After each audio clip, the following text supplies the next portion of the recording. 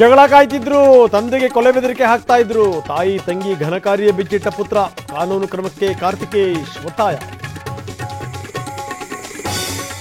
ನನ್ನ ಗಂಡ PFI ಸದಸ್ಯ, ಆತ ಎಲ್ಲಿಂದ ಶಸ್ತ್ರಾಸ್ತ್ರ ತರ್ತಾ ಇದ್ದ, ಹಣ ಪಡಿತಿದ್ದ ಗೊತ್ತಾಗಲಿ, ಧೋವಲ್ ಗಮನಕ್ಕೆ ತನ್ನಿ ಅಂತ ಪಲ್ಲವಿ ಮೆಸೇಜ್. 5 ಎಕರೆ ಜಮೀನಿಗಾಗಿ ನಡೀತಾ ಹತ್ಯೆ, ಸರಿತಾಗಿ ಆಸ್ತಿ ಕೊಡದಂತೆ ತಡೆದಿದ್ಲಂತೆ ಪಲ್ಲವಿ. ಪತ್ನಿ ಬಂಧಿಸಿ ಪೊಲೀಸರಿಂದ ವಿಚಾರಣೆ.